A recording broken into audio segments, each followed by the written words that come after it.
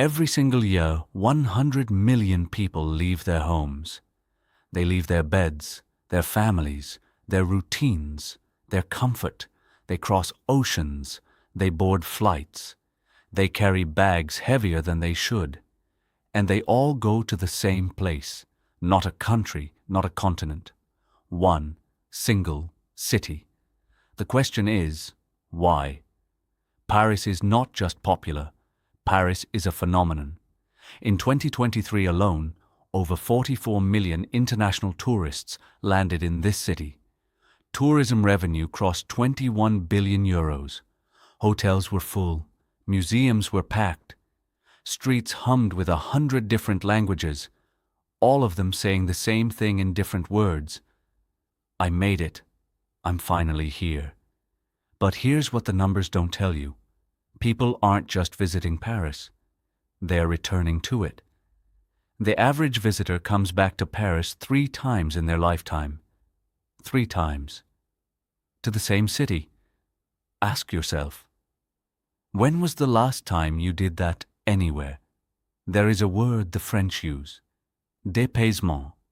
It means the quiet disorientation of being somewhere so beautiful, so completely unlike anywhere you have ever been, that you forget, just for a moment, who you were before you arrived. Walk down Rue Montorgueil on a Tuesday morning.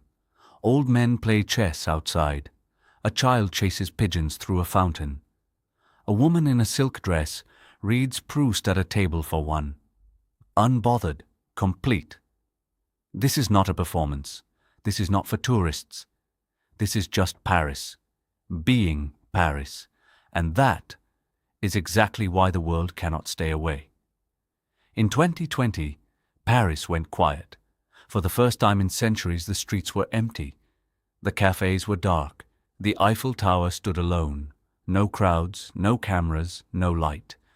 And for 2 years, an entire planet sat at home, dreaming of the croissant they'd never finished, the museum they'd run out of time for, the walk they kept saying they'd take, next time. When the world opened again, it ran. 2022 was a recovery. 2023 broke records.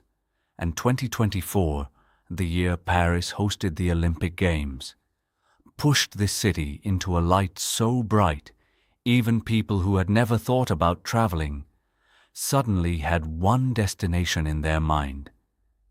Paris didn't just recover, it transformed. For the food obsessive, 3-hour lunches in Le Marais, croissants at 7 a.m. from a boulangerie that has been open since 1932. Cheese that makes you close your eyes. For the romantic, a locked bridge, a quiet canal, a rooftop with a bottle of Burgundy and nobody else in the entire world. For the history seeker, catacombs beneath your feet, revolution painted on every wall, a cathedral that burned and rebuilt itself from the ashes. For the wanderer, streets that seem to have no destination and somehow always end somewhere extraordinary.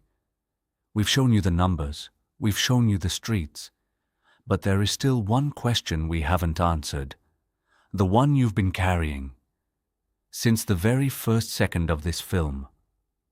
Maybe it's the architecture. Every building designed as though ugliness was made illegal. Maybe it's the food, the closest a human being can get to eating beauty. Maybe it is the light, that specific, unrepeatable Parisian afternoon light that photographers have chased for 200 years and never fully captured. Paris does not ask for your loyalty. It does not need it. It simply waits, because it knows you'll come back. Everyone always comes back.